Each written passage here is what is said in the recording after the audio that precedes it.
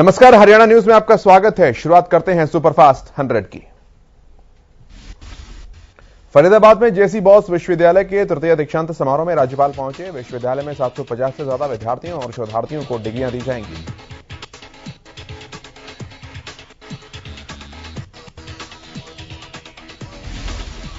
CM Manohar Lal ने पंचकुला के श्री माता मनसा देवी मंदिर में पूजा अर्चना की। इस दौरान सीएम ने मनसा देवी मंदिर और पटियाला मंदिर को जोड़ने वाले कॉरिडोर का उद्घाटन किया।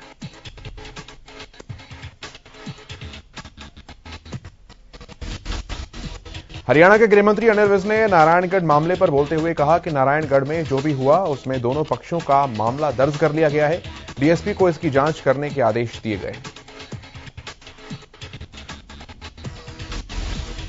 वहीं लखीमपुर घटना पर बोलते हुए अनिल विज ने कहा कि विपक्षी पार्टियों के पास कोई मुद्दा नहीं है, ये देश की शांति को भंग करना चाहते हैं। लखीमपुर में जो भी घटना घटित हुई है, सरकार उसकी जांच कर रही है।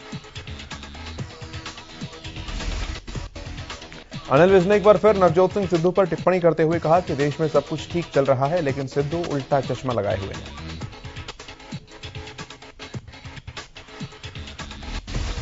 राहुल गांधी पर टिप्पणी करते हुए अनिल विज ने कहा कि राहुल गांधी को सुबह उठकर देश के खिलाफ कोई ना कोई बयान जारी करना होता है।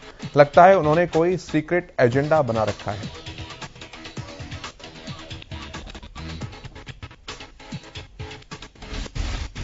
मेडिकल कॉलेजेस में जींस पहनने के रोक लगाने के सवाल पर अनिल विज ने कहा कि मैंने आदेश दिए हैं कि मेडिकल स्टाफ जो भी उनकी यूनिफॉर्म में है वही डालकर आए।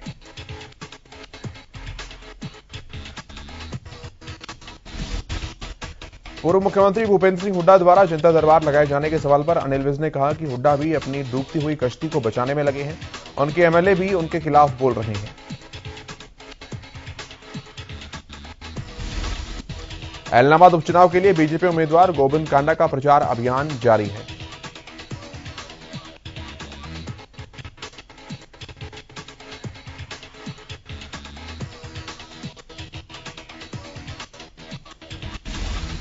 एलनाबाद उपचुनाव को लेकर बीजेपी प्रत्याशी गोविंद कांडा ने वीरवार को नामांकन किया था। इस दौरान उनके साथ बीजेपी नेता सुभाष बराला, खेल मंत्री संदीप सिंह मौजूद रहे।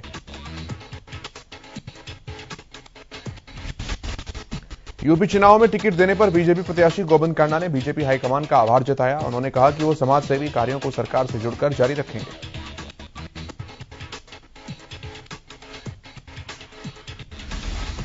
उन्होंने कहा कि सिरसा जिले की जनता कांडा परिवार पर भरोसा है और वे सबके सुख दुख में काम आते हैं।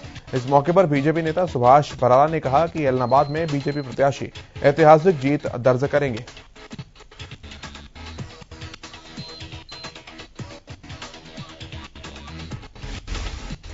नामांकन भरने से पहले बीजेपी उम्मीदवार गोविंद कांडा श्री बाबा ताराजी कुटिया में आशीर्वाद लेने पहुंचे।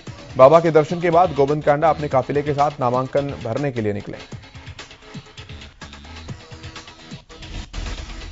एलनाबाद उपचुनाव को लेकर बीजेपी ने गोविंद कांडा पर भरोसा जताया और एलनाबाद सीट से गोविंद कांडा को चुनावी मैदान में उतारा है।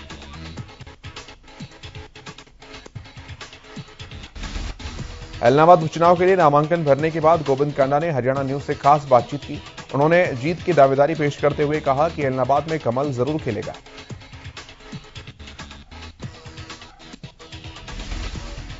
इस मौके पर प्रदेश बीजेपी अध्यक्ष ओपी धनखड़ ने एलनाबाद उपचुनाव में बीजेपी उम्मीदवार गोविंद कांडा की जीत का दावा किया।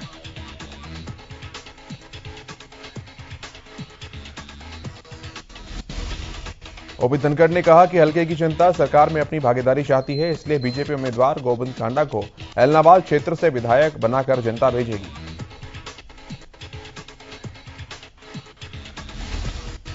उन्होंने कहा कि एलनाबाद की कुछ बुनियादी समस्याएं हैं जिनका समाधान बीजेपी सरकार करवा सकती है।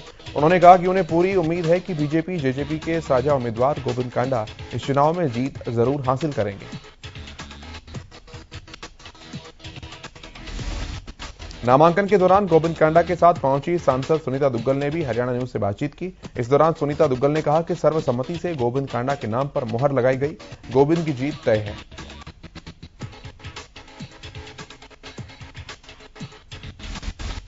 एलनाबाद में होने वाले उपचुनाव के लिए बीजेपी की तरफ से गोविंद कांडा ने नामांकन दाखिल कर दिया। इस पर सीएम मनोहर लाल ने ट्वीट कर गोविंद कांडा को बधाई दी।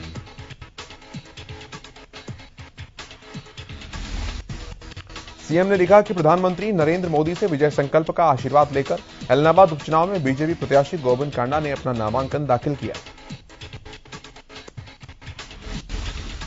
एलनाबाद की सीट पर 30 अक्टूबर को मतदान होना है। इसके बाद मतों की गणना 2 नवंबर को होगी।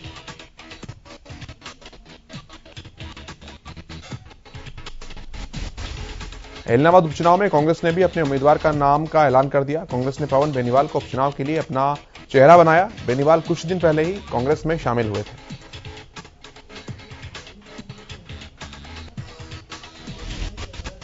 पीएम ने वीरवार को देश भर के कई ऑक्सीजन प्लांट्स का वर्चुअल माध्यम से शुभारंभ किया। कैथल में भी ऑक्सीजन प्लांट का लोकार्पण पीएम ने वीडियो कॉन्फ्रेंसिंग के जरिए किया। इस कार्यक्रम में राज्य मंत्री कमलेश ढांडा ने मुख्य अतिथि के रूप में शिरकत की। कमलेश ढांडा ने कहा कि जिले का ऑक्सीजन प्लांट मिलना हमारे लिए खुशी की बात है। कमलेश ढांडा ने कहा कि अब जिले में किसी प्रकार के ऑक्सीजन की कमी नहीं रहेगी। इससे मरीजों को बहुत फायदा होगा।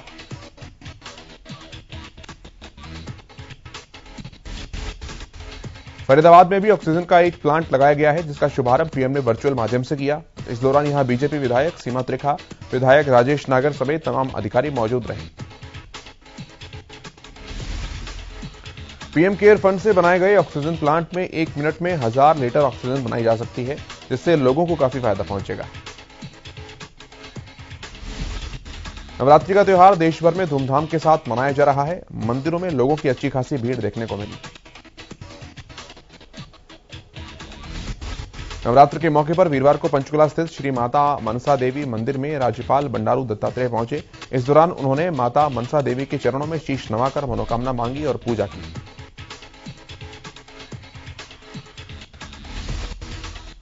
नवरात्रों में पिछली बार मंदिरों में कोरोना के कारण काफी कम भीड़ देखने को मिली थी, लेकिन अब की बार कोरोना कम होने के चलते मंदिरों में पहले नवरात्र से ही माता के भक्तों की भीड़ देखने को मिली।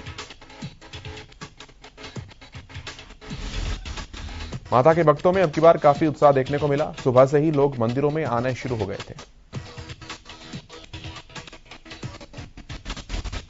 मंदिर प्रशासन की तरफ से कोरोना की गाइडलाइन का ख्याल रखा गया, लेकिन भक्त सरकार द्वारा दी गई गाइडलाइंस को फॉलो करते नजर नहीं आए।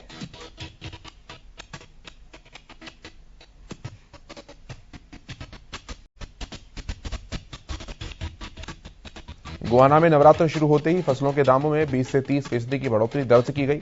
नवरात्रि में मांग बढ़ने के साथ ही आने वाले दिनों में फलों के दाम और भी बढ़ सकते हैं।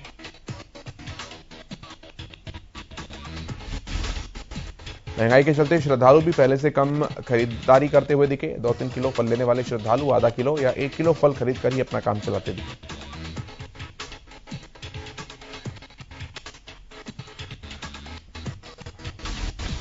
वहीं दुकानदारों ने कहा कि नवरात्रों की शुरुआत होते ही फलों के भाव बढ़ने की दुकानदारी पर भी असर पड़ा है। मंडी में खरीदारी करने आए श्रद्धालुओं का कहना है कि मजबूरी में फल खरीदना पड़ता है, जिसका फायदा दुकानदार उठाते हैं।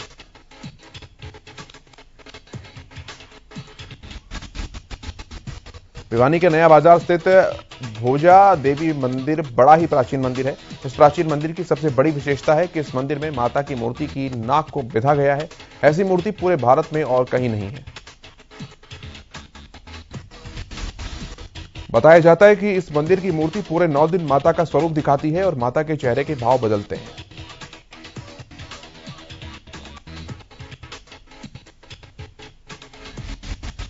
रेवाड़ी में डेंगू का प्रकोप देखने को मिल रहा है। अब तक डेंगू के 17 पीड़ित मरीज सामने आ चुके हैं। स्वास्थ्य विभाग का कहना है कि डेंगू की रोकथाम के लिए स्वास्थ्य विभाग की टीम लगी हुई है। डेंगू के इलाज के लिए रेवाड़ी नागरिक अस्पताल में अलग से वार्ड बनाया गया, जिसमें 20 बेड की व्यवस्था है।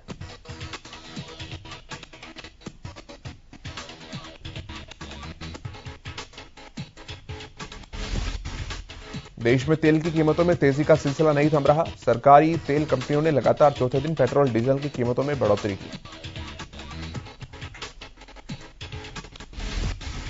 आज पेट्रोल की कीमत में 30 पैसे, डीजल की कीमत में 35 पैसे का इजाफा हुआ। इसके इजाफे के बाद राजधानी दिल्ली में पेट्रोल 103 रुपए 54 पैसे, डीजल 92 रुपए 12 पैसे तक पहुंचा। स्थानीय करों के आधार पर राज्य में पेट्रोल डीजल की कीमतें अलग अलग होती हैं।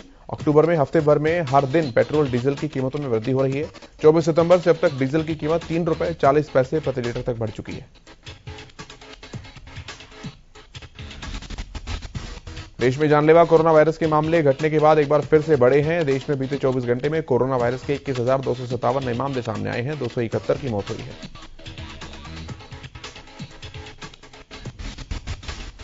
स्वास्थ्य मंत्रालय ने बताया कि देश में वीरवार को कोरोना वायरस वैक्सीन की 50,17,753 डोज दी गई। वैक्सीन की डोज का आंकड़ा बढ़कर अब 93 करोड़ के पार पहुंच चुका है। आईसीएमआर ने बताया कि भारत में वीरवार को कोरोना वायरस के लिए 13,85,706 सैंपल टेस्ट किए गए। प्रदेश में कोरोना के 12 नए मामले सामने आए। एक दिन में कोरोना से 12 ही मरीज रिकवर हुए।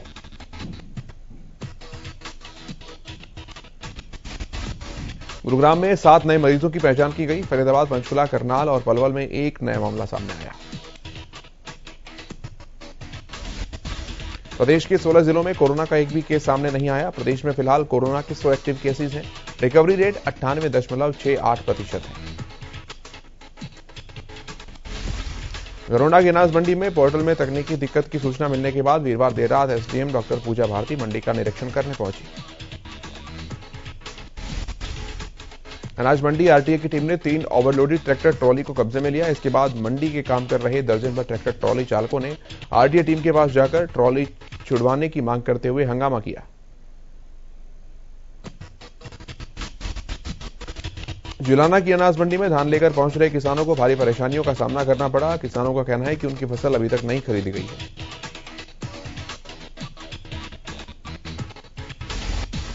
किसानों का कहना है कि एजेंसियां धान में अधिक नमी बताकर उन्हें परेशान कर रही हैं। जब विभाग के अधिकारियों के साथ किसान नेताओं ने नमी की जांच की तो 17% से कम पाई गई।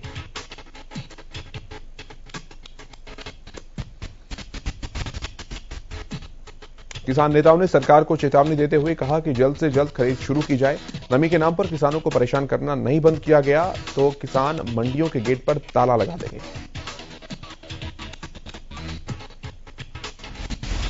सोनीपत में फसल अवशेष जलाने की घटनाओं पर पूरी तरह से अंकुश लगाने के लिए कृषि विभाग ने कमर कस ली। इसी को लेकर सैटेलाइट से फसल अवशेष जलाने की घटनाओं पर नजर रखी जाएगी।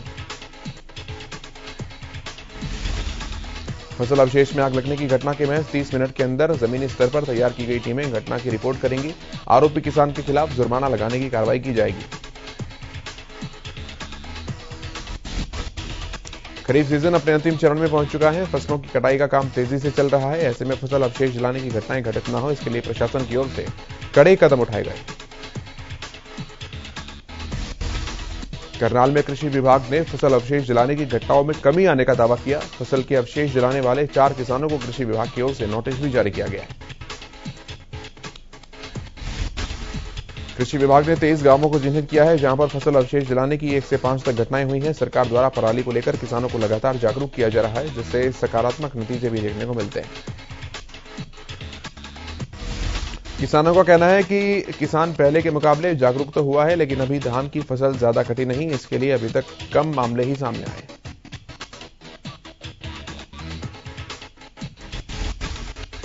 अंबाला के बैबलपुर गांव में कृषि विभाग की ओर से खेत खुशहाली मेला आयोजित किया गया। इसमें अंबाला के उपायुक्त विक्रम सिंह और एसडीएम हितेश कुमार मुख्य अतिथि के रूप में शामिल हुए।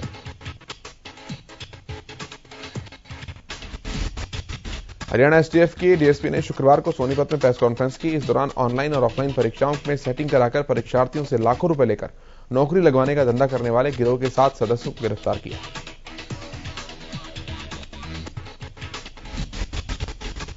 वानीखेड़ा के लोहारी जाटों में लोगों को जलभराव और गहरे गड्ढों के कारण परेशानियों का सामना करना पड़ता है। ग्रामीणों और राहगीरों के आरोप है कि लोहारी जाटों की समस्या की तरफ प्रशासन का कोई ध्यान नहीं है।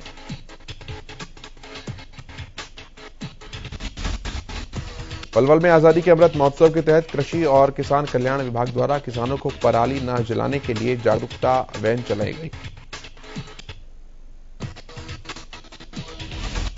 जिला उपायुक्त कृष्ण कुमार ने इन वैन्स को हरी झंडी दिखाकर रवाना किया। इस मौके पर अतिरिक्त कृषि निदेशक आरएस सोलंकी, उप कृषि निदेशक महावीर सिंह और कुलदीप सिंह तेवतिया भी मौजूद रहे।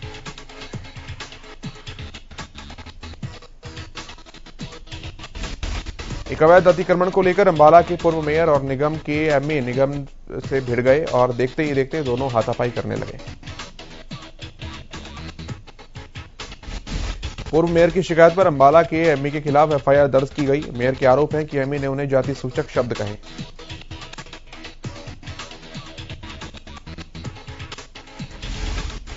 तो शाम की डाडम पहाड़ में बाबा मुंगीपा के मंदिर को ब्लास्ट करके तोड़ने को लेकर माइंस टीम के अधिकारियों ने निरीक्षण किया। गांव वालों ने गोवर्धन माइंस के ऊपर मंदिर में तोड़फोड़ का आरोप लगाते हुए कहा कि इस मंदिर में सभी ग्रामवासी पूजा करते हैं और बाबा मुंगीपा को अपना कुलदेवता मानते हैं।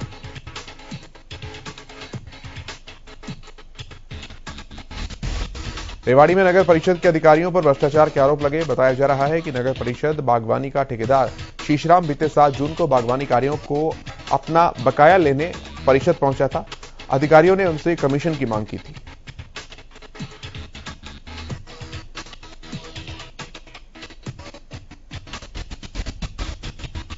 कमीशन नहीं देने पर नगर परिषद के कार्यकारी अधिकारी ने उल्टा उन्हीं पर राजकार्य में बाधा डालने का मुकदमा दर्ज कर दिया।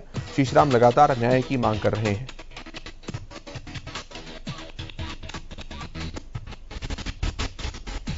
सोनीपत की टीडीआई किंग्सबरी सोसाइटी में लोग जिंदगी को खतरों में डालकर जीने को मजबूर हैं। लोगों का कहना है कि इमारत की हालत खराब हो चुकी है। इमारत कभी भी गिर सकती है। यमुनानगर के कई रिहायशी इलाकों में नियमों को ताक पर रखकर अवैध कमर्शियल भवन निर्माण पर नगर निगम अब सख्त हो गया है। ऐसी जगहों को चिन्हित कर भवन निर्माण करने वालों को नोटिस अब जारी दिए गए हैं।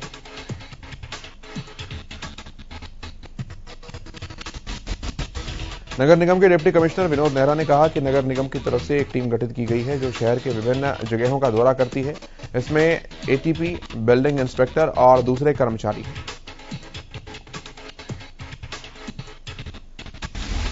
उन्होंने कहा कि कहीं पर भी कोई मामला सामने आता है या लिखित में कोई शिकायत आती है तो भवन निर्माण के नियम कानून के अनुसार उस पर कार्रवाई की जाती है।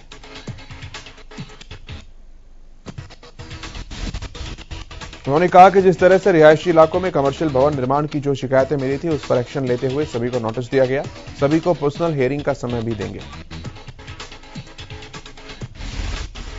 सोना के मोहम्मदपुर गुजर गांव में एक समुदाय द्वारा दूसरे समुदाय के लोगों पर रात के समय घर में घुसकर मारपीट का मामला सामने आया। मामले में SC/ST एक्ट सहित विभिन्न संगीन धाराओं में मामला दर्ज किया गया है। साथ ही 2 आरोपियों को गिरफ्तार किया गया है।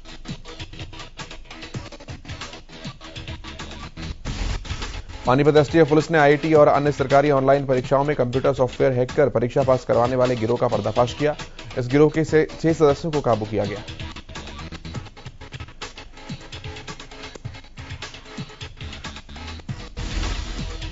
पुलिस अधीक्षक शशांक कुमार सावन ने बताया कि सोनीपत राजस्थान क्षेत्र के कई लोग ऑनलाइन परीक्षाओं के दौरान कंप्यूटर को हैक करके परीक्षार्थियों को पास करवाने का काम कर रहे थे। फतेहाबाद में देर रात गांव खालसा पठाना में पूर्व सरपंच प्रतिनिधि के भाई और शराब के ठेकेदार की गोलियों से छलनी कर हत्या कर दी गई। बताया जा रहा है कि हमलावर बाइक पर सवार थे।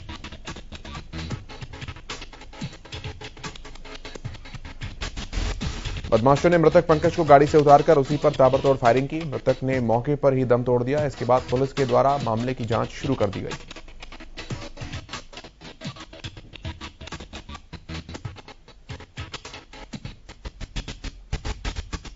वीरवार सुबह रोहतक जिले के गांव शिमली रोड पर एक व्यक्ति का शव कार में खून से लथपथ मिला। ग्रामीणों ने जब शव को देखा तो गांव में ये खबर आग की तरह फैली।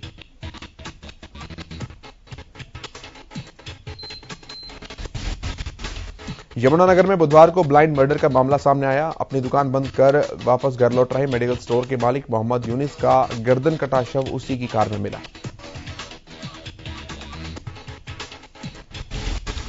यूनिस मूल रूप से उत्तर प्रदेश के बरेली का रहने वाला था। पिछले लंबे समय से यमुनानगर के बाडी माजरा इलाके में मेडिकल की दुकान में काम कर रहा था और थर्मल कॉलोनी में अपने भाई आलिम के घर रहता था। प्रदेश में बदमाशों के हौसले बुलंद होते जा रहे हैं। यमुनानगर के चौधरी कॉलोनी में एक चोर ने 3 घरों में चोरी की वारदात को अंजाम दिया। पहले चोर ने परिवार वालों पर स्प्रे डाला और फिर हाथ साफ कर लिया। लोगों का कहना है कि घर में चल रहे कूलर पर स्प्रे मारा गया ताकि वो नींद से न उठ सके। पूरी घटना पास में लगे सीसीटीवी में कैद हो गई। इस मामले में रामपुरा पुलिस चौकी इंचार्ज संदीप सिंह ने बताया कि चौधरी कॉलोनी के संजय नाम के व्यक्ति ने उन्होंने शिकायत दी है कि उनके मकान में चोरी हो गई है। सीसीटीवी के आधार पर मामले की जांच अब की जाएगी। इंद्री पुलिस ने गुप्त सूचना के आधार पर अरंदोली निवासी विक्की को 34 ग्राम सुल्फे के साथ गिरफ्तार किया। पकड़े गए सुल्फे की कीमत लगभग 4000 रुपए। थाना प्रभारी सचिन कुमार ने बताया कि पुलिस को गुप्त सूचना मिली थी कि एक व्यक्ति नशे का कारोबार करता है, जिसे लेकर टीम का गठन किया गया और व्यक्ति को गांव अरंदोली के बाहर फिरने से दबोचा गया। इंद्री में शहीद उधम सिंह चौक पर लगी शहीद उधम सिंह की प्रतिमा को खंडित करने का मामला सामने आया। प्रतिमा खंडित करने की घटना से लोगों में गुस्सा दिखा।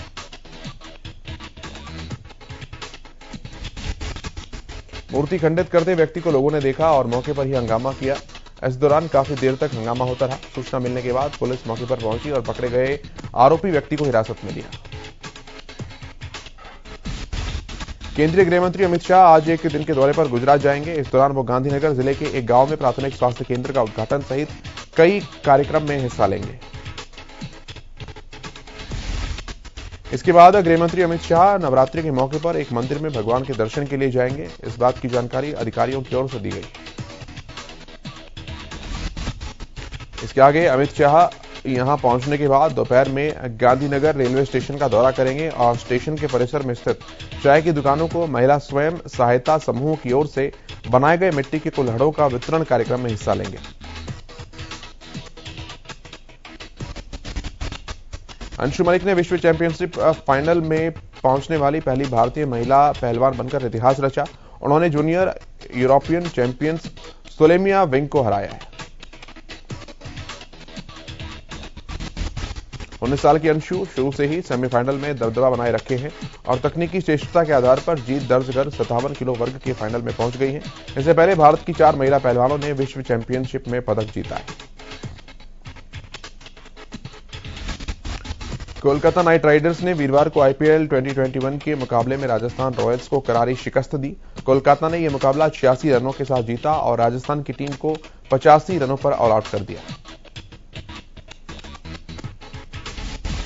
कोलकाता की ओर से शिवम मावी ने 4 विकेट झटके। वहीं राजस्थान की ओर से अंत में राहुल तेवतिया ने कुछ सम्मानजनक स्कोर पर पहुंचाने की कोशिश की, लेकिन वो ज्यादा सफल नहीं हो सके।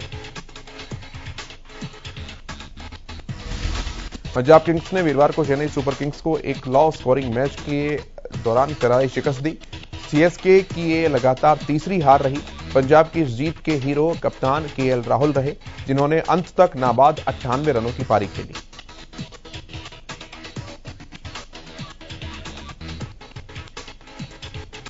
सुप्रभात 100 में इतना ही, लेकिन खबरों का सफर लगातार जारी है।